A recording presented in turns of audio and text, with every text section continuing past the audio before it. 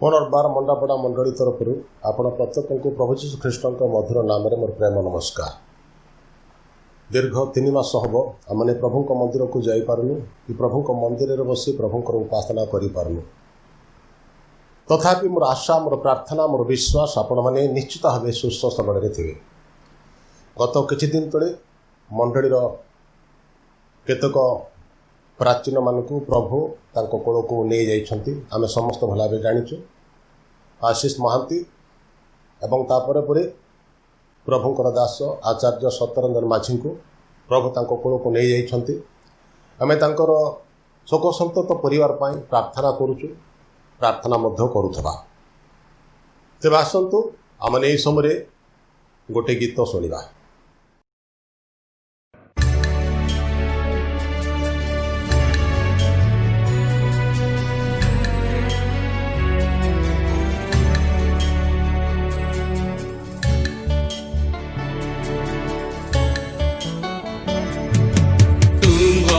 वाक्य चरण पाई अटे प्रदीप तुम्भ वाक्य पथ पाई चिर आलोक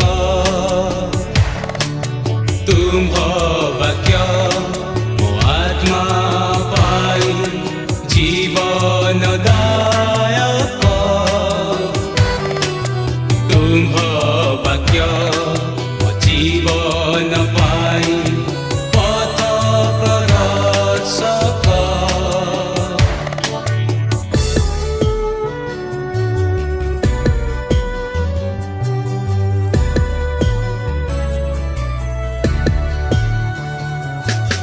तुम्भ वाक्य सब अटल अल्प बुद्धिर ज्ञानदायक तुम्भ वाक्य सब यथार्थ चित्तर आनन्दजनक तुम्भ वाक्य सब निर्मल चक्षुर दीप्तिदायक तुम्भ वाक्य सब सिद्ध प्राणर स्वास्थ्य जनक तुम्भ वाक्य चरण पाई अटे प्रदीप तुम्भ वाक्य पथ पाई चिर आलोक तुम्भ वाक्य मो आत्मा पाई जीवन दायक तुम्भ वाक्य जीवन पाई पथ प्रदर्शक पथ प्रदर्शक पथ प्रदर्शक।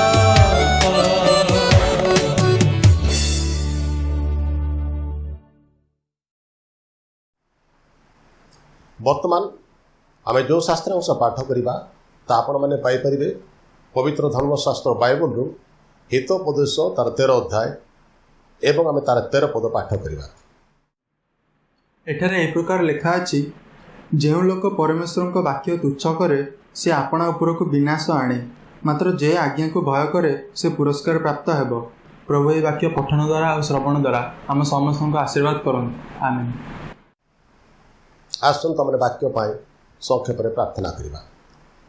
वाक्यरूपी परमेश्वर आमे विक्षिप्त अवस्था थाई तुम निकटवर्ती हो ऑनलाइन माध्यम रे ए जो वाक्य आम पढ़िले से तुमको बहुत बहुत धन्यवाद देउछु। प्रभु से वाक्य को नहीं आम आलोचना करूँ चिंता करूँ तैर भाव अर्थ बुझा तुम मानक साहाय्य कर। पुणी आज यही वाक्य दे आम प्रत्येक को कथा कह यीशु नाम रे मागुछु। आमेन। प्रभु का नाम धन्यवाद हो। प्रभु मान को अनुग्रह पर अनुग्रह दया पर दया कर आम जीवन में चलित मासर तृतीय प्रभु दिन तृतीय रविवार जोग करिसंती जदि बा दिन मानक आमने प्रभुंक मंदिर को जापारू कि प्रभुंक मंदिर रे बसी प्रभुंकर वाक्य शुणी पारुना तथापि ऑनलाइन माध्यम रे प्रभुंकर दास मान को दे प्रभु मन को कथा कही आसुंच तेणु मु प्रभु को बहुत बहुत धन्यवाद दूँ आज मध्य प्रभु मन को कथा कहवाई जाऊँच तेणु प्रभुंक ठारे आम कृतज्ञता ज्ञापन करुअछि। इस तरह आम देखुचु ज्ञानी सोलोमन लिखुंट जो लोक परमेश्वर वाक्य तुच्छ करे से अपना ऊपर को विनाश आने जे भी हो से शिक्षित हो कि अशिक्षित हो से धनी हो कि दरिद्र हो से भल लोक हूँ कि खराब लोक हूँ प्रभु का वाक्य लिखा अच्छे जो लोक परमेश्वर का वाक्य को तुच्छ करे से अपना ऊपर को विनाश आने।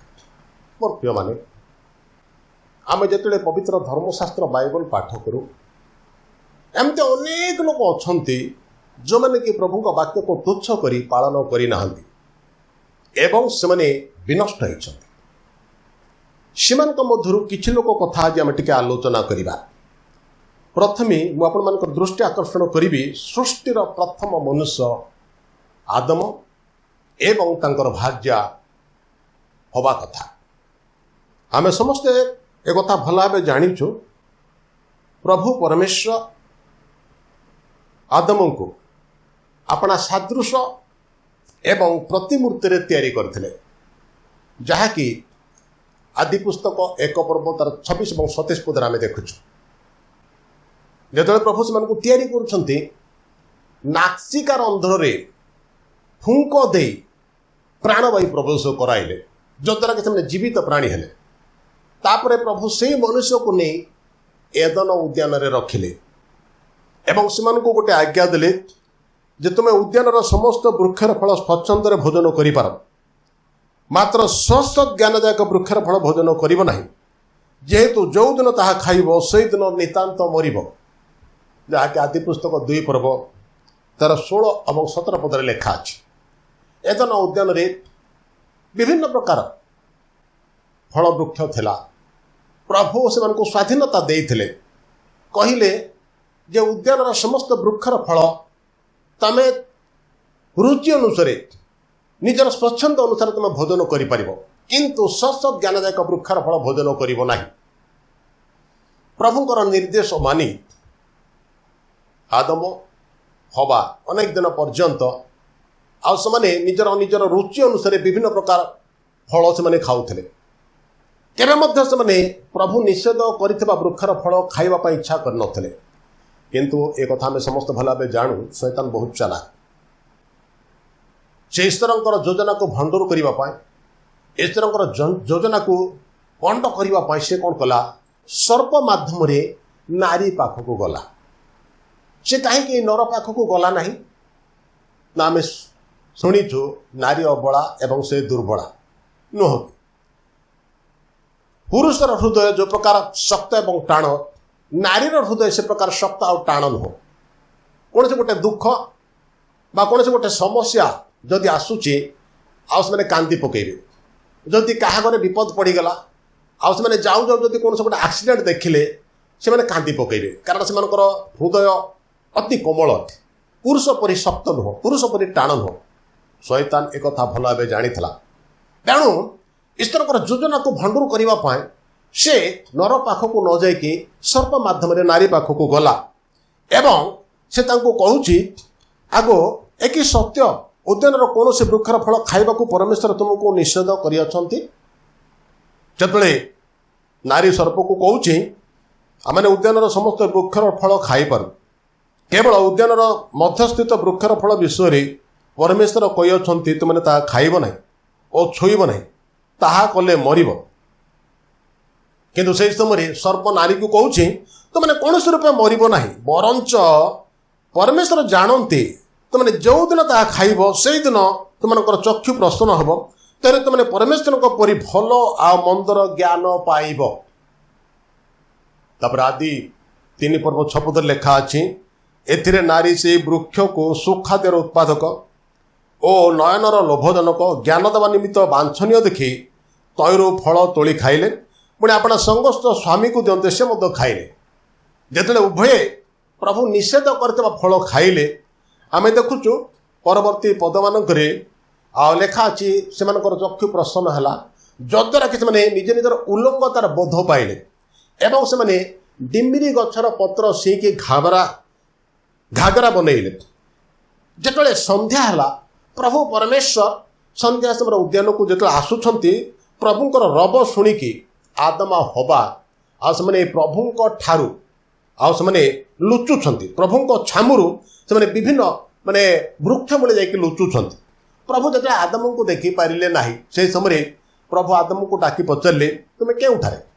ଆଉ ସେତେବେଳେ ଆଦମ ପ୍ରଭୁ ପରମେଶ୍ୱରଙ୍କୁ ଉତ୍ତର ଦେଉଛନ୍ତି କ'ଣ ବୋଲିକି ନା ମୁଁ ଆପଣଙ୍କର ରବ ଶୁଣିକି ନିଜର ଉଲ୍ଲଙ୍ଗତା ସକାଶୁ ମୁଁ ଏଇଠି ଲୁଚିଛି। ସେତେବେଳେ ପ୍ରଭୁ ପରମେଶ୍ୱର ତାଙ୍କୁ ପଚାରୁଛନ୍ତି ତମେ ଉଲ୍ଲଙ୍ଗ ଅଛ, ଏହା କିଏ ତୁମକୁ ଜଣେଇଲା? ଆମେ ଯେଉଁ ବୃକ୍ଷର ଫଳ ଖାଇବା ପାଇଁ ତୁମକୁ ମନା କରିଥିଲୁ ତୁମେ କି ତାହା ଖାଇଲ? ସେତେବେଳେ ଆଦମ କହୁଛି ଯେ ଆପଣ ଯେଉଁ ସ୍ତ୍ରୀଙ୍କି ମୋର ସଙ୍ଗିନୀ ହେବା ପାଇଁ ଦେଇଥିଲେ ଆଉ ସେ ମୋତେ ଦେଲାରୁ ମୁଁ ଖାଇଲି। ଯେତେବେଳେ ପ୍ରଭୁ ନାରୀଙ୍କୁ ପଚାରିଥିଲେ ଯେ ତୁମେ ଆଉ କେମିତି ଖାଇଲ, ଆଉ ସେତେବେଳେ ନାରୀ ମଧ୍ୟ କହୁଛି ସର୍ପ ମୋତେ ଭୁଲାଇଲା ଏବଂ ସେ ମୋତେ କହିବାରୁ ମୁଁ ଖାଇଲି। ମୋର ପିଲାମାନେ ଦେଖନ୍ତୁ, ଆଦମ ନିଜର ଦୋଷ ସ୍ୱୀକାର କରୁନାହାନ୍ତି, ସେ ନିଜର ସ୍ତ୍ରୀ ଉପରେ ଦୋଷାରୋପ କରୁଛନ୍ତି। ଆପଣ ଯେଉଁ ନାରୀକୁ ମୋତେ ସଙ୍ଗିନୀ ହେବା ପାଇଁ ଦେଇଥିଲେ ସେ ମୋତେ ଦେଲାରୁ ମୁଁ ଖାଇଲି। ନିଜର ଦୋଷ ସେ ସ୍ୱୀକାର କରୁନାହାନ୍ତି। ଯେତେବେଳେ ହବା ତାଙ୍କୁ ସେ ଫଳ ଦେଉଛନ୍ତି ସେତେବେଳେ ସେ ମନା କରିବାର ଥିଲା ଯେ ପ୍ରଭୁ ପରମେଶ୍ୱର ତ ଏ ଫଳ ଖାଇବା ପାଇଁ ନିଷେଧ କରିଥିଲେ, ତୁମେ କାହିଁକି ଖାଇଲ? କାହିଁକି ତୁମେ ମୋ କତିକି ତା ଆଣିଛ? ନୁହଁ କି? ସେ ମନା କରିବାର ଥିଲା କିନ୍ତୁ ମନା ନ କରି ସେ ଖାଇଛନ୍ତି। ପ୍ରଭୁ ପଚାରିଲା ବେଳକୁ ଆଉ ନିଜେ ଦୋଷ ସ୍ୱୀକାର ନ କରିକି ନିଜର ଭାର୍ଯ୍ୟା ଆଦମଙ୍କୁ ଦୋଷାରୋପ କରୁଛନ୍ତି। ଆଜିର ଜଗତରେ ପ୍ରାୟତଃ ସେୟା ହିଁ ଦେଖିବାକୁ ମିଳେ। କୌଣସି ଲୋକ ଦୋଷ ସ୍ୱୀକାର କରୁନାହାନ୍ତି କିନ୍ତୁ ଆଉ ସେମାନେ କ'ଣ କରନ୍ତି ନା ଅନ୍ୟକୁ ଦୋଷାରୋପ କରନ୍ତି। ସୃଷ୍ଟିର ପ୍ରାରମ୍ଭରୁ ଏ ଘଟଣା ସବୁ ଆମେ ଦେଖି ଆସୁଛୁ। ଯେତେବେଳେ ପ୍ରଭୁ ପରମେଶ୍ୱର ନାରୀଙ୍କୁ ପଚାରୁଛନ୍ତି ଏ କି କଲ? ନାରୀ କହିଲେ ସର୍ପ ମୋତେ ଭୁଲାଇଲା ତହିଁରେ ମୁଁ ଖାଇଲି। ତାହା ପ୍ରଭୁ ପରମେଶ୍ୱର ସର୍ପକୁ କହିଲେ ଏହି କାର୍ଯ୍ୟ କରିବା ହେତୁରୁ ତୁମେ ସମସ୍ତ ଗ୍ରାମ୍ୟ ଓ ବନ୍ୟ ପଶୁଠାରୁ ଅଧିକ ଶାପଗ୍ରସ୍ତ ହେଲ। ତୁମେ ଆପଣା ପେଟ ଦେଇ ଗମନ କରିବ ଆଉ ଯାବଜୀବନ ଧୂଳି ଖାଇବ। ହୁଏତ ସୃଷ୍ଟି ସମୟରେ ଅନ୍ୟ ଜୀବଜନ୍ତୁ ପରି ଅନ୍ୟ ସରୀସୃପ ପରି ସାପର ବି ଗୋଡ଼ ଥିଲା କିନ୍ତୁ ପ୍ରଭୁ ଯେତେବେଳେ ଅଭିଶାପ ଦେଲେ ସାପର ଗୋଡ଼ କଟିଗଲା। ଆଜି ପର୍ଯ୍ୟନ୍ତ ସେ ପେଟରେ ଗମନ କରୁଛି, ଧୂଳି ଖାଉଛି। ପୁଣି ପ୍ରଭୁ ପରମେଶ୍ୱର ନାରୀର ବଂଶ ଏବଂ ସର୍ପ ମଧ୍ୟରେ ଗୋଟେ ବୈରୀ ଭାବ, ଗୋଟେ ଶତ୍ରୁତା ସୃଷ୍ଟି କଲେ, ଯାହାକି 15 ପଦରେ ଆମେ ଦେଖୁଛୁ। ଆଉ ଆମ୍ଭେ ତୁମ୍ଭର ଓ ନାରୀର ମଧ୍ୟରେ ପୁଣି ତୁମ୍ଭ ବଂଶ ଓ ତାଙ୍କ ବଂଶ ମଧ୍ୟରେ ବୈର ଭାବ ଜନ୍ମାଇବା। ସେ ତୁମକୁ ମସ୍ତକକୁ ଆଘାତ କରିବ ଓ ତୁମେ ତାହାଙ୍କ ଗୋଇଠିକି ଆଘାତ କରିବ।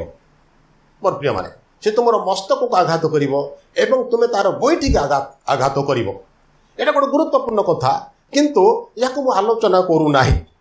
ସାପକୁ ଅଭିଶାପ ଦେଲା ପରେ ପ୍ରଭୁ ପରମେଶ୍ୱର ନାରୀକୁ ମଧ୍ୟ ଅଭିଶାପ ଦେଲେ ଏବଂ କହିଲେ ଆମେ ତୁମର ଗର୍ଭବେଦନା ଅତିଶୟ ବଢ଼ାଇବା, ତୁମେ ବ୍ୟଥାର ସନ୍ତାନ ପ୍ରସବ କରିବ, ପୁଣି ସ୍ୱାମୀ ପ୍ରତି ତୁମର ବାସନା ରହିବ, ସେ ତୁମର ଉପରେ କର୍ତ୍ତୃତ୍ୱ କରିବ।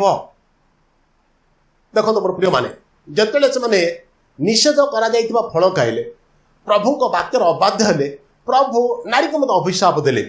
ତା ସହିତ ଆଦମକୁ ମଧ୍ୟ ପ୍ରଭୁ ଅଭିଶାପ ଦେଲେ, ଯାହାକି ଆଦି ପୁସ୍ତକ 3 ପର୍ବ ତାର 19 ପଦରେ ଆମେ ଦେଖୁଛୁ। ତୁମେ ଯେଉଁ ମୃତ୍ତିକାରୁ ଗୃହୀତ ହେଲ ତହିଁରେ ନ ମିଶିବା ପର୍ଯ୍ୟନ୍ତ ମୁଖର ଝାଳରେ ଆହାର କରିବ, ଯେହେତୁ ତୁମେ ଧୂଳି ଆଉ ଧୂଳିରେ ପୁନର୍ବାର ମିଶିଯିବ। ଯେଉଁ ପର୍ଯ୍ୟନ୍ତ ତୁମେ ଧୂଳିରେ ମିଶି ନାହ ତୁମେ ଆପଣା ମୁଖର ଝାଳରେ ଆହାର କରିବ। ବଡ଼ ଦୁଃଖର ବିଷୟ। କେବଳ ପ୍ରଭୁ ସେମାନଙ୍କୁ ଅଭିଶାପ ଦେଇକି ନୀରବ ରହିଲେ ତାହା ନୁହଁ, କାଳେ ସେମାନେ ଉଦ୍ୟାନରେ ରହିଲେ ଅମୃତ ବୃକ୍ଷର ଫଳ ଭୋଜନ କରିବେ, ଅମୃତ ବୃକ୍ଷର ଫଳ ତୋଳିକି ଖାଇକି ଅନନ୍ତ ଜୀବୀ ହେଇଯିବେ। ସେଥିପାଇଁ ପ୍ରଭୁ କ'ଣ କଲେ ନା ସେମାନଙ୍କୁ ଉଦ୍ୟାନରୁ ତଡ଼ିଦେଲେ, ଉଦ୍ୟାନରୁ ବାହାର କରିଦେଲେ। ମୁଁ କହିବା କଥା ଦେଖନ୍ତୁ, ପ୍ରଭୁଙ୍କ ବାକ୍ୟରେ ଆମେ ଦେଖୁଛୁ ଯେଉଁ ଲୋକ ପରମେଶ୍ୱରଙ୍କ ବାକ୍ୟକୁ ତୁଚ୍ଛ କରେ ସେ ଆପଣା ଉପରକୁ ବିନାଶ ଆଣେ। ଆଦମ ଏବଂ ହବା ଆମମାନଙ୍କ ଭଳିଆ ଗୋଟେ ସାଧାରଣ ମନୁଷ୍ୟ ନଥିଲେ। ଆମେ ଆମମାନଙ୍କର ବାପା ମାଆଙ୍କ ଔରସରୁ ଜନ୍ମ ହେଇଛୁ କିନ୍ତୁ ସେମାନେ କୌଣସି ବାପା ମାଆଙ୍କ ଔରସରୁ ଜନ୍ମ ହୋଇନଥିଲେ। ପ୍ରଭୁ ପରମେଶ୍ୱର ଆପଣ ସାଦୃଶ୍ୟ ଏବଂ ପ୍ରତିମୂର୍ତ୍ତିରେ ଆଉ ସେମାନଙ୍କୁ ତିଆରି କରିଥିଲେ ନୁହଁ କି? କିନ୍ତୁ ଆଜି ପରିତାପର ବିଷୟ, ଯେଉଁମାନେ ପ୍ରଭୁ ପରମେଶ୍ୱରଙ୍କର ସାଦୃଶ୍ୟ ଏବଂ ପ୍ରତିମୂର୍ତ୍ତିରେ ତିଆରି ହେଇଛନ୍ତି ସେମାନେ ପ୍ରଭୁଙ୍କର ବାକ୍ୟକୁ ତୁଚ୍ଛ କରି ପାଳନ କରିନାହାନ୍ତି। ସେଥିପାଇଁ ସେମାନେ ଅଭିଶପ୍ତ ହେବା ସଙ୍ଗେ ସଙ୍ଗେ ଆଉ ସେମାନେ ତଡ଼ା ଖାଇଛନ୍ତି। ବାକ୍ୟ କହୁଛି ଯେ ପରମେଶ୍ୱରଙ୍କ ବାକ୍ୟକୁ ତୁଚ୍ଛ କରିବ ସେ ଆପଣା ଉପରକୁ ବିନାଶ ଆଣିବ। ବାକ୍ୟରେ ଅନେକ କଥା ଲେଖା ଅଛି। ଆମେ ଯେତେବେଳେ ପବିତ୍ର ଧର୍ମଶାସ୍ତ୍ର ବାଇବଲ ପଢୁଛୁ ଅନେକ ଲୋକଙ୍କ କଥା ଆମେ ଦେଖୁଛୁ ସେମାନେ ପ୍ରଭୁଙ୍କର ବାକ୍ୟକୁ ତୁଚ୍ଛ କରି ପାଳନ କରିନଥିବା ସକାଶୁ ସେମାନେ ଅଭିଶପ୍ତ ହେବା ସଙ୍ଗେ ସଙ୍ଗେ ବିନଷ୍ଟ ହେଇଛନ୍ତି। ମୁଁ ଆପଣମାନଙ୍କୁ ଇସ୍ରାଏଲ ଲୋକମାନଙ୍କ ମଧ୍ୟରୁ ଜଣେ ସାଧାରଣ ଲୋକଙ୍କ କଥା କହିବି। ଇସ୍ରାଏଲ ଲୋକମାନେ ଯେତେବେଳେ ପ୍ରଭୁଙ୍କର ଯୋଜନା ଓ ସଂକଳ୍ପ ଅନୁସାରେ ମିଶରୀୟ ଦାସତ୍ୱ ବନ୍ଧନରୁ ଉଦ୍ଧାର ପାଇ ପ୍ରଭୁଙ୍କର ପ୍ରତିଜ୍ଞାତ ଦେଶକୁ ଯାଉଥିଲେ ସେହି ସମୟରେ ପ୍ରଭୁ ସେମାନଙ୍କୁ 10 ଆଜ୍ଞା ଦେଇଥିଲେ। 10 ଆଜ୍ଞାରେ ସେମାନଙ୍କୁ କୁହାଯାଇଥିଲା ବିଶ୍ରାମ ବାରକୁ ପୁଣ୍ୟ ରୂପେ ପାଳନ କରିବା ପାଇଁ। ଜଣେ ଲୋକ ଦିନେ ବିଶ୍ରାମ ବାର ଦିନ କାଠ ସାଉଁଟୁଥିଲା। କେଜାଣି ତାଙ୍କ ଘରେ ନିଶ୍ଚିତ ଭାବେ ରନ୍ଧାବଢ଼ା କାମ ଥିବ, ସେଥିପାଇଁ ସେ କାଠ ସାଉଁଟୁଛି। ଯେତେବେଳେ କାଠ ସାଉଁଟୁଛି ସେହି ସମୟରେ କିଛି ଲୋକ ତାଙ୍କୁ ଦେଖିଲେ ଏବଂ ତାଙ୍କୁ ସେମାନେ ମୋଶା ହାରଣ ଏବଂ ଇସ୍ରାଏଲ ମଣ୍ଡଳୀ ନିକଟକୁ ନେଲେ ଯେ ଏ ବିଶ୍ରାମ ବାରକୁ ପୂର୍ଣ୍ଣ ରୂପେ ପାଳନ ନ କରି ଏ କାଠ ସାଉଁଟିବା ପାଇଁ ଯାଇଥିଲା। ସତକୁ ସତ ମୋଶା ଏବଂ ହାରଣ ଆଉ ସେମାନେ ତାଙ୍କୁ ଗୋଟେ ଜାଗାରେ ରୁଦ୍ଧ କରିକି ରଖିଲେ। ମୋଶା ପ୍ରଭୁଙ୍କୁ ପଚାରିଲେ ଯେ ୟା ପାଇଁ କ'ଣ କରାଯିବ? ଯେହେତୁ ଏ ବିଶ୍ରାମ ବାରକୁ ପୂର୍ଣ୍ଣ ରୂପେ ପାଳନ କରିନାହିଁ, ୟା ପାଇଁ କ'ଣ କରାଯିବ? ପ୍ରଭୁ ତାଙ୍କୁ କହିଲେ ସେ ହତ ହେବା ପାଇଁ ଯୋଗ୍ୟ। ତାକୁ ତୁମେ ଛାଉଣି ବାହାରକୁ ନେଇକି ପଥର ପକେଇକି ହତ କର। ପ୍ରଭୁଙ୍କ ନିର୍ଦ୍ଦେଶ ପ୍ରକାରେ ମୋଶା ଇସ୍ରାଏଲ ଲୋକମାନଙ୍କୁ ଆଦେଶ ଦେଲେ, ଯଦ୍ୱାରା କି ସେ ଲୋକଟାକୁ ସେମାନେ କ'ଣ କଲେ ନା ଛାଉଣି ବାହାରକୁ ନେଇକି ପଥର ପକେଇକି ହତ୍ୟା କଲେ, ଯଦ୍ୱାରା କି ସେ ମୃତ୍ୟୁବରଣ କରିଥିଲା। ଯାହାକି ଗଣନା 15 ପୂର୍ବ ତାର 32ରୁ 36 ପଦ ମଧ୍ୟରେ ଆମେ ଦେଖୁଛୁ। ଦେଖନ୍ତୁ ମୋର ପ୍ରିୟମାନେ, ଆଜି ଏ ଲୋକଟା ବିଶ୍ରାମ ବାରକୁ ପୁଣ୍ୟ ରୂପେ ପାଳନ କଲା ନାହିଁ, ବରଂ ବିଶ୍ରାମ 12 ଦିନ ଏ କ'ଣ କଲା? କାଠ ସାଉଁଟିବା ପାଇଁ ଜଙ୍ଗଲକୁ ଗଲା, ଯେଉଁଥିପାଇଁ ଆର ପରିଣତି ଅତି ଭୟଙ୍କର ହେଲା। ଆଜି ଆମେ ଆତ୍ମସମୀକ୍ଷା କରୁ, ବିଶ୍ରାମ ବାରକୁ ଆମେ ପୁଣ୍ୟ ରୂପେ ପାଳନ କରୁଛୁ କି? ଆମେ ହେଉଛୁ ନୂତନ ଇସ୍ରାଏଲୀୟ। ଯଦି ଆମେ ମୂଳ ଇସ୍ରାଏଲୀୟ ନୁହଁ, ପ୍ରଭୁ ଯୀଶୁ ଖ୍ରୀଷ୍ଟଙ୍କୁ ବିଶ୍ୱାସ କରିବା ଦ୍ୱାରା ଆମେ ନୂତନ ଇସ୍ରାଏଲୀୟ ଅଟୁ। ପ୍ରଭୁ ସେଦିନ ଇସ୍ରାଏଲ ଲୋକମାନଙ୍କୁ ଯେଉଁ ଆଜ୍ଞା ଦେଇଥିଲେ ଆମମାନଙ୍କୁ ମଧ୍ୟ ସେ ଆଜ୍ଞା ଦେଇଛନ୍ତି। ଆମେ ବିଶ୍ରାମ ବାରକୁ ପୂର୍ଣ୍ଣ ରୂପେ ପାଳନ କରୁଛୁ କି? ଆମେ ଚିନ୍ତା କରିବା ଦରକାର। ବର୍ତ୍ତମାନ 3 ମାସ ହେଲା ଲକଡାଉନ ସକାଶୁ ଗିର୍ଜାଘରେ ତାଲା ପଡ଼ିଛି, କିନ୍ତୁ ଗିର୍ଜାଘର ଯେତେବେଳେ ଗିର୍ଜା ହେଉଥିଲା ଆମେ କେତେ ଲୋକ ପ୍ରଭୁଙ୍କର ଉପାସନା କରିବା ପାଇଁ ଗିର୍ଜାକୁ ଯାଉଥିଲେ? ଆମେ ଟିକେ ଆତ୍ମସମୀକ୍ଷା କରୁ, ଆମେ ଟିକେ ଆତ୍ମପରୀକ୍ଷା କରୁ। ମୋର ପ୍ରିୟମାନେ, ଅନେକ ଲୋକ ଆଉ ସେମାନେ ଗିର୍ଜା ଉପାସନାକୁ ଆସିବେନି, ଜାଗତିକ କାର୍ଯ୍ୟକୁ ଗୁରୁତ୍ୱ ଦିଅନ୍ତି। ପ୍ରଭୁ ଜାଗତିକ କାର୍ଯ୍ୟ କରିବା ପାଇଁ ଆମକୁ 6 ଦିନ ଦେଇଛନ୍ତି। ଯଦି ଆମେ 6 ଦିନ କାର୍ଯ୍ୟ କରିବା ଆଉ 7ମ ଦିନ ଚଳିବା ପାଇଁ ଆମର କୌଣସି ଅସୁବିଧା ହେବ ନାହିଁ। କିନ୍ତୁ ପରିତାପର ବିଷୟ, କିଛି ଲୋକ ସେମାନେ ପ୍ରଭୁଙ୍କ ଦିନରେ ମଧ୍ୟ, ବିଶ୍ରାମ ବାର ଦିନରେ ମଧ୍ୟ ସେମାନେ ବିଭିନ୍ନ ଜାଗତିକ କାର୍ଯ୍ୟକୁ ଗୁରୁତ୍ୱ ଦେଇ ପ୍ରଭୁଙ୍କର କାର୍ଯ୍ୟକୁ ସେମାନେ ଅଗ୍ରାଧିକାର ଦିଅନ୍ତି ନାହିଁ। ଏଇଟା ଆମେ ଦେଖୁଛୁ ଜଣେ ଇସ୍ରାଏଲୀୟ ଲୋକଙ୍କର କଥା। ସେ ବିଶ୍ରାମ ବାରକୁ ପୂର୍ଣ୍ଣ ରୂପେ ନ ପାଳନ କରିବାରୁ କେମିତି ତାଙ୍କୁ ଛାଉଣି ବାହାରକୁ ନେଇକି ହତ୍ୟା କରାଗଲା, କାରଣ ସେ ପ୍ରଭୁଙ୍କର ବାକ୍ୟକୁ ତୁଚ୍ଛ କଲା, ସେ ମାନିଲା ନାହିଁ, ସେଥିପାଇଁ ଆଉ ସେ ବିନଷ୍ଟ ହେଲା।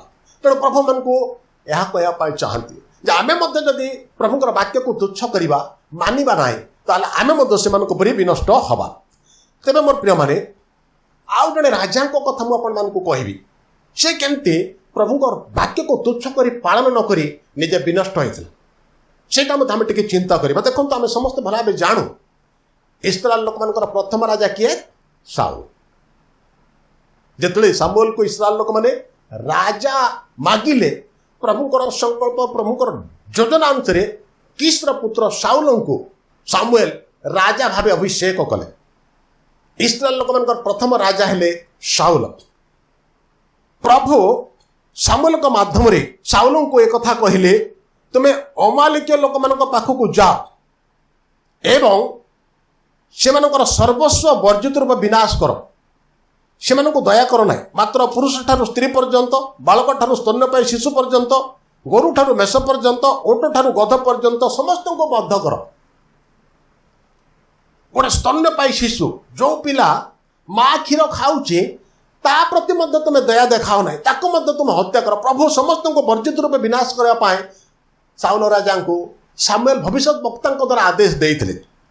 साउल प्रभुकर निर्देश प्रकार ससैन्य बड़े अमालिया लोक मान आक्रमण करने गले सत किंतु से कौन कले आपण मैंने जानते से राजा आग को आउ से जीवंता धरिले एवं उत्तम उत्तम मेष गोरु प्रति हृष्टपृष्ट बाछुरी और मेष छुआ प्रति जावतीय उत्तम वस्तु प्रति दया कर वर्जित रूप विनाश कले ना मात्र जहाँ कि तुच्छ और रोगा थिला ता से मैंने वर्जित रूप विनाश कले।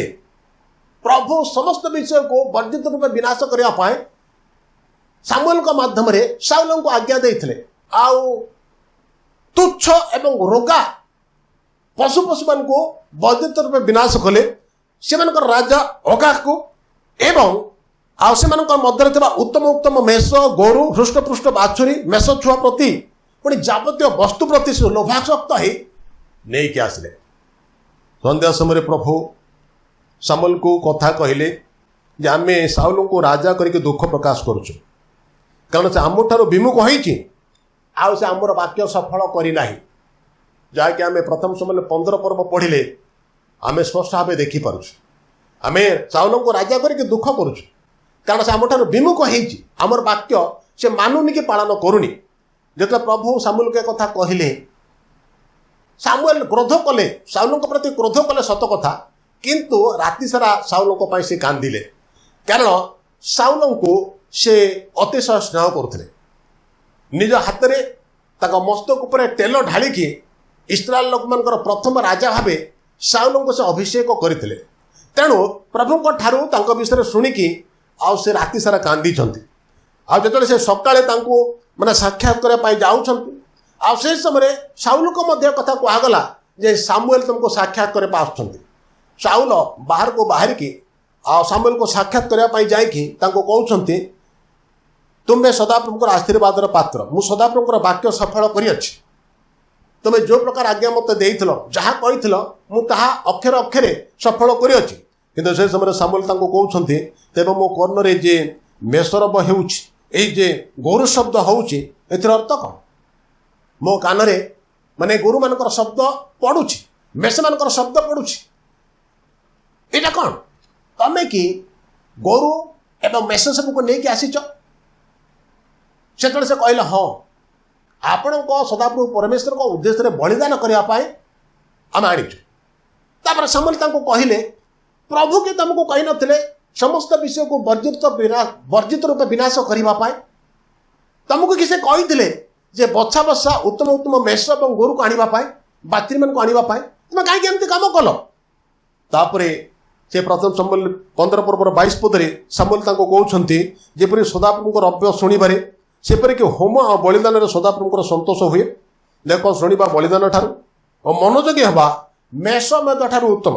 तापर 23 पदर मत से कहले जेहेतु विद्रोह मंत्र पाठ पापतुल्य और अबाध्यता अवस्त्र और ठाकुर मानकर पूजा तुल्य तुम्हें सदाप्रभुकर वाक्य तुच्छ करिअछ एथिपाई से मध्य तुमको राजा होइथिबा पाई तुच्छ करिअछंती।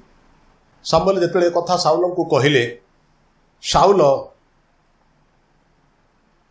पाप स्वीकार कले निजको दोषी बोली से हृदयंगम कले तथापि सामुएल साउल सहित से रहिलेनी से चलीगले जब से चली जाउछंती साउल पछपटू सामुएलकर चोगार धड़ी धरिकी टाणिले जेतले चोगार धरिकी टाणिले से समय सामुएलकर माने चोगा लुगा चिरीगला जिते लुगा चिरीगला सामुएल बोली पड़ी साउल को कहते सदाप्रभु आज तुम ठारू इस्राएल राजत्व टाणी चिरीले और तुम ठारू उत्तम तुम एक प्रतिवासी की ताहा देले तुम ठारू राज्य चिरी नहीं कि तुम ठारू एक उत्तम प्रतिवासी की ताहा देले तापर सामुएल साउल ठारू चलीगले साउल मृत्यु पर्यंत मरण दिन पर्यंत सामुएल केबे भी तांको साक्षात करना साउलकर परिणति आम जाचु जो आम प्रथम सामुएल 31 पर्व पढ़ुचु पलेस्टीन लोक मान सहित जो इस्राएल लोक मान घमाघट युद्ध है से युद्ध में पलेस्टीन लोक मैंने इस्राएल लोक मान परास्त कले साउलकर 3 पुत्र मारा पड़े साउल को से ए प्रकार आक्रमण करते से ମାନେ ଆଘାତ ପ୍ରାପ୍ତ ହେଲେ। ଏମିତି ଆଘାତ ହେଇଥିଲେ ଯେ ନିଜର ଅସ୍ତ୍ର ବାହକକୁ ସେ କହୁଛନ୍ତି ତୁମେ ମୋତେ ଭୁଷି ଦିଅ, ତୁମେ ମୋତେ ହତ୍ୟା କର, କାହିଁକି ସେମାନେ ଅସୁନତ ପଲିଷ୍ଟିୟ ଲୋକମାନେ ଆସି ମୋ ସହିତ କୌତୁକ କରିବେ, ବରଂ ତୁମେ ମୋତେ ହତ୍ୟା କର। କିନ୍ତୁ ତାଙ୍କର ଅସ୍ତ୍ର ବାହକ ତାଙ୍କୁ ହତ୍ୟା କରିବା ପାଇଁ ଭୟଭୀତ ହେଲେ, ଯଦ୍ୱାରା କି ସାଉଲ ନିଜେ ଖଡ୍ଗ ଉପରେ ପଡ଼ି ଆଉ ସେ ଆତ୍ମହତ୍ୟା କରିଥିଲେ। ମୋଟାମୋଟି ଭାବେ କହିବାକୁ ଗଲେ ଦେଖନ୍ତୁ, ସାଉଲ ଥିଲେ ଇସ୍ରାଏଲ ଲୋକମାନଙ୍କର ପ୍ରଥମ ରାଜା।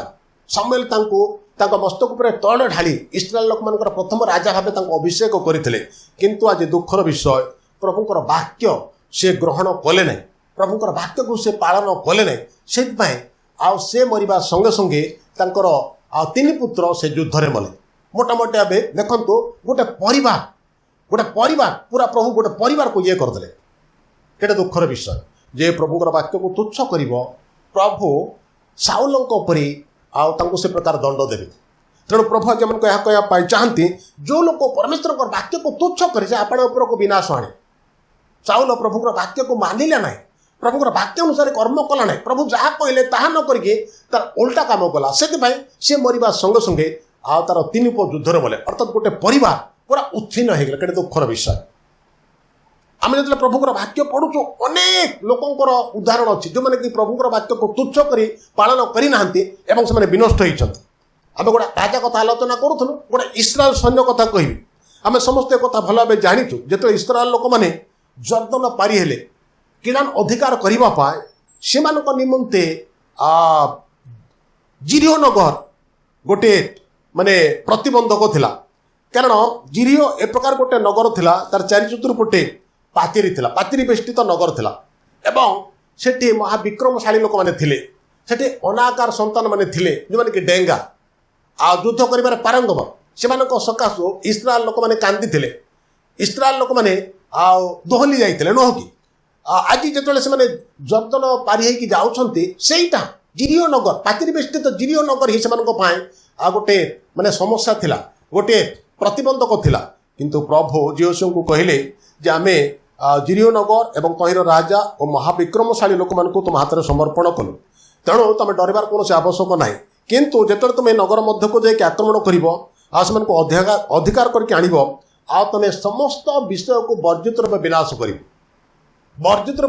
କରିବ। କେବଳ ପ୍ରଭୁଙ୍କ ଦୃଷ୍ଟିରେ ସୁନା ରୂପା ଏବଂ ତହିଁରେ ଥିବା ଲୁହା ଏବଂ ପିତ୍ତଳ ହିଁ ପବିତ୍ର, ସେସବୁ ପ୍ରଭୁଙ୍କ ଭଣ୍ଡାରକୁ ଅଣାଯିବ। ବାକି ସମସ୍ତ ବିଷୟକୁ ବର୍ଜିତ ରୂପେ ବିନାଶ କରାଯିବ। ପ୍ରଭୁଙ୍କ ନିର୍ଦ୍ଦେଶ ପ୍ରକାରେ ପ୍ରତ୍ୟେକ ଦିନ ଥରେ ଲେଖାଏଁ ସେମାନେ ଜିରିଓ ନଗରକୁ ପ୍ରଦକ୍ଷିଣ କଲେ, 6 ଦିନରେ 6 ଥର ଏବଂ 7ମ ଦିନରେ 7 ଥର। ଯେତେବେଳେ ସେମାନେ 7 ଥର ପ୍ରଦକ୍ଷିଣ କରୁଛନ୍ତି, ପ୍ରଭୁଙ୍କ ନିର୍ଦ୍ଦେଶ ପ୍ରକାରେ ଜିହୋଶୁଆ ଆଜ୍ଞା ଦେଲେ ଯେ ତୁମେ ଜୟଧ୍ୱନି କର। 7ମ ଥର ସେମାନେ ଏମିତି ଜୟଧ୍ୱନି କଲେ ଯେ ପ୍ରଭୁ ଗୋଟେ ଆଶ୍ଚର୍ଯ୍ୟ କାର୍ଯ୍ୟ କଲେ।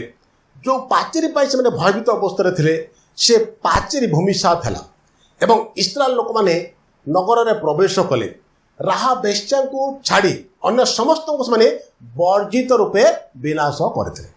କେବଳ ରାହାବ ବେଶ୍ୟା, ଯେହେତୁ ଚୋରମାନଙ୍କୁ, ଯେଉଁ ଚୋରମାନେ ଦେଶ ଅନୁସନ୍ଧାନ କରିବା ପାଇଁ ଯାଇଥିଲେ, ନଗର ଅନୁସନ୍ଧାନ କରିବା ପାଇଁ ଯାଇଥିଲେ, ରାହାବ ବେଶ୍ୟା ସେମାନଙ୍କୁ ଆଶ୍ରୟ ଦେଇଥିଲେ। ତେଣୁ ସେ ଚୁକ୍ତି ଅନୁସାରେ ରାହାବ ବେଶ୍ୟା ଏବଂ ତାଙ୍କର ପରିବାର ଲୋକମାନଙ୍କୁ ଛାଡ଼ି ସମସ୍ତଙ୍କୁ ସେମାନେ ବର୍ଜିତ ରୂପେ ବିନାଶ କରିଥିଲେ। ଏହି ପ୍ରକାର ଭାବେ ଆଉ ସେମାନେ ଜିରିଓକୁ ନିଜର କବ୍ଜା ମଧ୍ୟକୁ ଆଣିଥିଲେ। ମୋର ପ୍ରିୟମାନେ, ଜିରିଓକୁ କବ୍ଜା ମଧ୍ୟକୁ ଆଣିବା ପାଇଁ ବା ଜିରିଓର ପାଚେରୀକୁ ଭଗ୍ନ କରିବା ପାଇଁ, ଭାଙ୍ଗିବା ପାଇଁ ଆଉ ସେମାନେ କୌଣସି ଜେସିପି କିମ୍ବା ବୁଲଡୋଜର ବ୍ୟବହାର କରିନାହାନ୍ତି। ପ୍ରଭୁଙ୍କ ନିର୍ଦ୍ଦେଶ ପ୍ରକାରେ 7 ଦିନ ମଧ୍ୟରେ 13 ଥର ସେମାନେ ନଗର ପ୍ରଦକ୍ଷିଣ କରିଥିଲେ, ଯଦ୍ୱାରା ପ୍ରଭୁ ଗୋଟେ ଆଶ୍ଚର୍ଯ୍ୟ କାର୍ଯ୍ୟ କରିକି ଆଉ ପାଚେରୀଟା ଭୂମିସାତ କଲେ, ଭାଙ୍ଗିଲେ ଏବଂ ଏମାନେ ନଗରରେ ପ୍ରବେଶ କରି ସମସ୍ତଙ୍କୁ ବର୍ଜିତ ରୂପେ ବିନାଶ କରି ଜିରିଓକୁ ନିଜର କବ୍ଜା ମଧ୍ୟକୁ ଆଣିଥିଲେ। କିନ୍ତୁ ଆପଣମାନେ ଜାଣିଛନ୍ତି, ଯେତେବେଳେ ସେମାନେ ଆଉ ଅୟନଗରକୁ ଆକ୍ରମଣ କରିବା ପାଇଁ ଗଲେ, ଆଉ ଜିରିଓ ପରି ଅୟନଗର ଗୋଟେ ବଡ଼ ନଗର ନଥିଲା। ଜିରିଓର ଲୋକ ସଂଖ୍ୟା ପରି ଅୟନଗର ଲୋକ ସଂଖ୍ୟା ବେଶୀ ନଥିଲେ, ଅଳ୍ପ ଥିଲେ। ତେଣୁ ଯେଉଁମାନେ ଅନୁସନ୍ଧାନ କରିବା ପାଇଁ ଯାଇଥିଲେ, ଜିହୋଶୁଆଙ୍କୁ ସେମାନେ ପରାମର୍ଶ କଲେ 2000ରୁ 3000 ଲୋକଙ୍କୁ ପଠାନ୍ତୁ, ବେଶୀ ଲୋକ ସେଠିକି ଯିବା ଦରକାର ନାହିଁ। ସତକୁ ସତ ଜିହୋଶୁଆ 3000 ଲୋକଙ୍କୁ ଅୟନଗର ଆକ୍ରମଣ କରିବା ପାଇଁ ପଠାଇଲେ। ଯେତେବେଳେ 3000 ଲୋକ ଆକ୍ରମଣ କରିବା ପାଇଁ ଗଲେ, ଅୟନଗରର ଲୋକମାନେ ଏମାନଙ୍କୁ ଓଲଟା ଆକ୍ରମଣ କଲେ। ଏମାନଙ୍କ ମଧ୍ୟରୁ 36 ଲୋକ ମାରାଗଲେ ଏବଂ ଏମାନେ ଯେତେବେଳେ ପରାସ୍ତ ହୋଇକି ଆସିଲେ, ଜିହୋଶୁଆ ଏବଂ ପ୍ରାଚୀନମାନେ ନିୟମ ସିନ୍ଧୁକ ସମ୍ମୁଖକୁ ଯାଇକି ଆଉ ସେମାନେ ମୁହଁ ମାଡ଼ି ପଡ଼ିଲେ। आपणा आपणा मस्तक धूली दे नियम सिंधुक को जाइकी नियम सिंधुक सम्मुख में सकाल ठारू संध्या पर्यंत अधमुख होइकि से पड़ी रहे तापर आयोश्य प्रभु को कहते हाय हाय हे प्रभु सदा प्रभु तुम यही लोक मान जर्दन पार कराई आनिल कहीं कि आम मान उमरिय मान हस्तर समर्पण कर विनाश करने को आहा जब आम मैंने संतुष्ट हो जर्दन से पारे मरी था हे प्रभु मु कौन कहबी इस्राएल तो शत्रु सम्मुख पिठी कर सारे से प्रभु तांको कहते उठ ए कौन तुम कहीं अधमुख हो पड़छ इस्राएल लोक मान मध्य पाप अच्छी से शत्रु ठारू परास्त होकर आसुँच इस्राएल लोक मान मध्य पाप अच्छी जो इस्राएल लोक मान मध्य पाप अच्छी बोली प्रभु परमेश्वर जिहोशिया को कहले जिहोशिया तापर से कौन कले ना इस्राएल द्वादश वंशर प्रत्येक गोष्ठी को गोटी गोटी कर गुली बांट कले गुली बांट मध्यम आपण मैंने जानते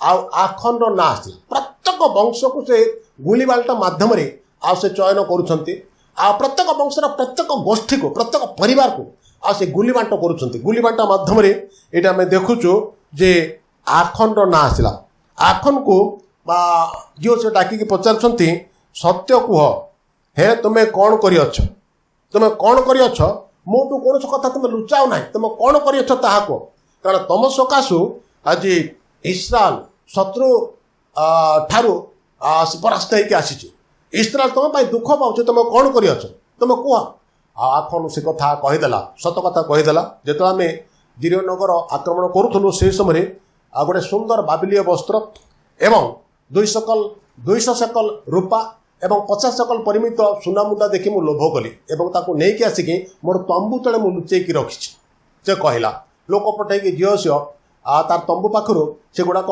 आणिले एवं से सबको तथा आखन एवं तांकर परिवार समस्त को तार समस्त पशुपल को आखन उपत्यका को नेले एवं प्रभु को निर्देश प्रकार कौन कले ना से पत्थर पकईक हत्या कले मु कहया कथा देखंतु मोर प्रिय माने आखन आज वर्जित वस्तु प्रति लोभासक्त हो गोटे भूल काम कला से इस्राएल दुख पाइले एवं निजे एवं निजर परिवार विनाश है प्रभु वाक्य आज कहूँ जो लोग परमेश्वर वाक्य को तुच्छ करे से आपण उपर को विनाश आने आम सृष्टिर प्रथम मनुष्य आदम एवं हवा कथा आलोचना करूँ जड़े साधारण इस्राएल लोक कथा आलोचना करूँ आउ जड़े राजा साउल कथा आलोचना करूँ इस्राएल लोक मान जड़े सैन्य आखन कथा आलोचना कलु तापर जड़े याजक कथा आलोचना करके आम समाप्त करवा आम जाचु एली याजकों कथा से समय शिलोहरे गोटे मंदिर थिला एवं से मंदिर मध्य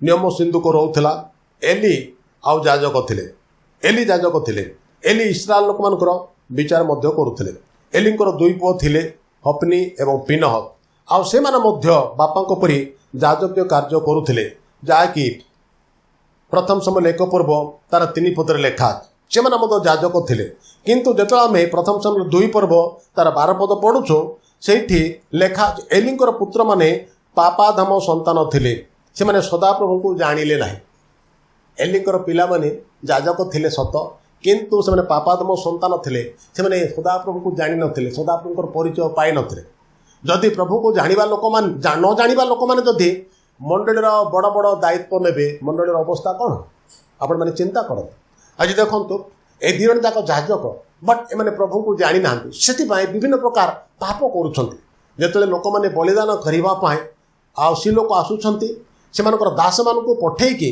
जोर जबरदस्त मांस से माने आउ नौछंती त्रिशूल पुरेकी हे करई हो तसला हो कि हांडी हो कि डेक्ची हो जेकोसी जगह से सिक्त करुँचे मांस त्रिशूल पुरेकी जोर जबरदस्त नौले लोक मैंने मना करुले सिक्त कलापर तुम्हें निय आउ कहीं तुम्हें बलिदान करने पूर्व नौच क्या कथा से मानु नी एभली कि मेद दग्ध होगा पूर्व जोर जबरदस्त टाणी से नौले लोक मैंने मना कले खातिर कर अर्थात प्रभु को उद्देश्य जो बलिदान होता से बलिदान को से सम्मान ना एमती कि जे माने मंदिर रे सेवाकारिणी स्त्री मान प्रति से अन्याय करुले अत्याचार करुले एक कथा आपण मैंने भल भाव जानते किंतु से परिणति कौन है लोक मैंने आउ एली को एलिंकर पिलामानकर विपक्ष में कहले जे तमें जमती तुम पिलाने सेमती नुह आउ से एमती एमती कम सब करुँच आम जो बलिदान करने आसुचु जोर जबरदस्त मेद और मांस आम से भिड़िकी नौकरी एवं मंदिर सेवाकारिणी स्त्री मान विपक्ष से विभिन्न प्रकार अन्याय और अत्याचार करुँच शुणी सत से परामर्श देते सत किंतु जितकी परामर्श देले मोर प्रिय मैंने ताहा यथेष्ट नाला यथेष्ट नाला आम देखुचु ताहा यथेष्ट नाला से तार परिणति कौन है आपण मैंने जानते जो इस्राएल लोक मैंने पलेस्टाइन लोक मान सहित युद्ध कले से युद्ध को आने परास्त हेले से युद्ध से परास्त हेले जो युद्ध में परास्त हेले 4000 लोक मारा पड़े तापर से चिंता कले जे प्रभु आम सहित नहांती से परास्त हो तेणु से कौन कले ना शिलो को लोकपटे नियम सिंधुक नहीं गले नियम सिंधुक थिले प्रभु निश्चित आम सहित रे जद्रा आम जयलाभ करवा बोली किंतु परितापर विषय नियम सिंधुक से आणिले नियम सिंधुक सहित एलिंकर 2टा पुआ हपिन और पिनस आसिले जिते पलेस्टाइन लोक मान सहित युद्ध है से युद्ध में इस्राएल पुनर्बार परास्त है से युद्ध में एलिंकर 2 पुआ जाक मले नियम सिंधुक धरागला जो नियम सिंधुक धरागला आ युद्ध क्षेत्र गोटे सैन्य दौड़ी से पलि आसला एवं नगर में से संवाद देला जे इस्राएल परास्त हो नियम सिंधुक धरा जाइए तापरे नगर मध्य माने क्रंदन जनरब शुणागला क्रंदन विलापर माने शब्द शुणागला तापर से लोकटा जाइए एली को से कथा जड़ेला एली जाजक को से खबरटा से कहला से समय एली जाजक निजर द्वार सामने बसी था से गोटे भारी लोक आउर से 98 वर्ष होगला जिते नियम सिंधुक धरागला बोलिकी शुणिले से पछपटे पड़गले एवं बेक भांगीगला आ से अस्वाभाविक भाव मृत्युवरण कले अस्वाभाविक भाव मृत्युवरण कले एली भाया जड़े विशिष्ट जाजक जे कि अनेक वर्ष धरी हिलस्थित मंदिर में प्रभुकर सेवा कार्य करुले इस्राएल लोक मान 40 वर्ष विचारकर्ता थे जिते से मरुंट गोटे अस्वाभाविक मृत्यु मरुंट कहीं ना निज पिला विरुद्ध में अनेक कथा शुणिले पिला से प्रकार भाव से अनुयोग करे से प्रकार भाव से जाग्रत करे सावधान करे तेणु गोटे दिन में तार 2 पुआ मरवा संगे संगे से निजे गोटे अस्वाभाविक परिस्थितिर सम्मुखीन होगी मृत्युवरण कर मोर प्रिय माने प्रभुकर वाक्य स्पष्ट समस्त समान प्रभुकर दास सलमन महाज्ञानी लिखुंट जो लोक परमेश्वर वाक्य को तुच्छ करे से आपण उपर को विनाश आने मात्र जे आज्ञा को भय करे से पुरस्कार प्राप्त हम मुझे आपको कहूली सृष्टिर प्रथम मनुष्य आदम और हवा कथा से मैंने केमती प्रभुकर वाक्य को तुच्छ कर निषेध फल खाई अभिशप्त हवा संगे संगे उद्यान तड़ा खाइले मुझे आपको कहूली जड़े साधारण इस्राएली लोक कथा विश्राम बार को पुण्य रूप पालन न करी काठ साउंटी जाए जमी निज उपरको से विनाश आनी आपको कही कहूली साउल राजा कथा जो इस्राएल लोक मान प्रथम राजा किंतु प्रभुकर वाक्य को तुच्छ कर पालन कले ना प्रभु जहाँ कहले तार उल्टा काम से कले से विनष्ट हवा संगे संगे तार 3टा जाक पुओ मले मुझे आपको कहूली आखन कथा कहीं आखन प्रभुकर वाक्यर अबाध्य होगी वर्जित वस्तु को लोभासक्त कर घर को नहीं तेणु से तार परिवार मृत्युवरण कले मुझे कहूली एली जाजक कथा एली जाजक 40 वर्ष पर्यंत इस्राएल लोक मान विचार करते अनेक वर्ष शिलस्थित मंदिर रही प्रभुकर कार्य करते किंतु जिते से निजर पिला सतर्क करैले निजर पिला कथा चिंता कले ना केवल जाजकीय सेवा कार्य अन्यर कथा चिंता कले अन्य परिवार कथा बुझिले निज परिवार कथा बुझिले ना से प्रभु गोटे दिन में पिला सहित मद विनष्ट कले केड़े दुखर विषय प्रभुकर वाक्य स्पष्ट प्रभु कहते जो लोग परमेश्वर वाक्य को तुच्छ करे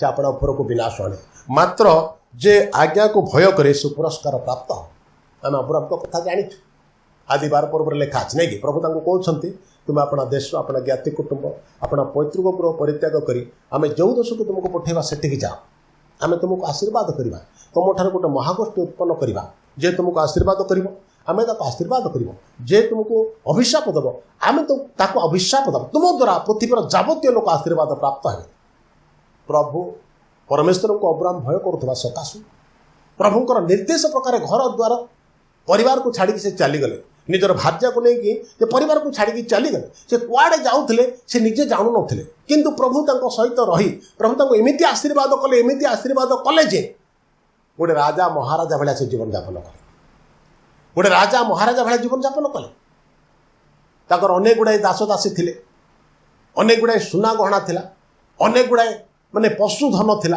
प्रभु सबुथिरे तांको आशीर्वाद कले एवं से 175 वर्ष बयस पक्वकेशरे मृत्युवरण कले 175 वर्ष बंचिकी पक्वकेशरे मृत्युवरण कले आ से हेले विश्वासी मानकर आदि पिता।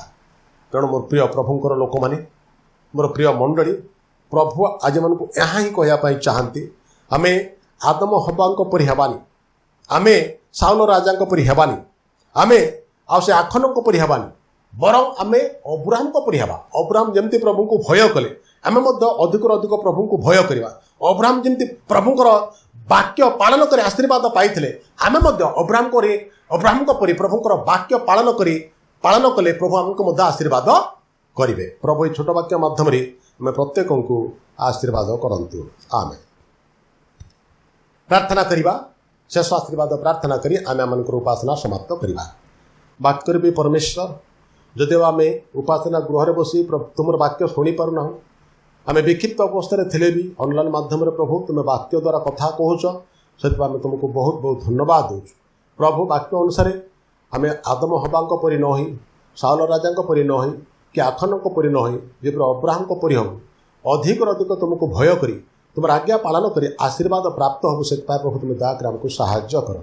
यही समय आम प्रभु आउ से शोक संतप्त परिवार मान प्रार्थना करूँ प्रभु। गत किछि दिन तले तुम भक्त दास रेभरेंड माझी को तुम नहीं गत किछि दिन तले आ तुम भक्त दास आशी भाई को प्रभु तुम नहीं प्रभु से मृत्यु द्वारा से परिवार मानकर जो शून्य स्थान सृष्टि होती आम प्रार्थना करूँ तुम आपे प्रभु आ से परिवार मान को जाओ एवं से शून्य स्थान पूर्ण कर प्रभु तुम उपस्थिति द्वारा से परिवार सब से शोक संतप्त परिवार सब मृत्यु विषाद को भूली जीवन में शांति और सांत्वना पाई तुम उद्देश्य जेपरी बंचा पारे एपाई प्रभु तुम्हें साहाय्य कर। महिमा गौरव पूजा प्रशंसा तुम्हें पाओ प्रार्थना शुणल धन्यवाद दे यीशु नाम मागुच आमेन। पिता ईश्वर गभीर प्रेम पुत्र प्रभु यीशु ख्रीष्ट अनुग्रह और दया साहाय्यकारी धर्मात्मा शांति शक्ति सुमधुर सहभागिता सर्वदा जो वाक्य शुणुंट से प्रति संग संग रही साहाय्य और उपकार करंतु आमेन। समस्त नमस्कार प्रभु आपण मान आशीर्वाद करंतु आपण मैंने घरे रुहतु सुस्थ सबल रुहतु निरापद रुहतु।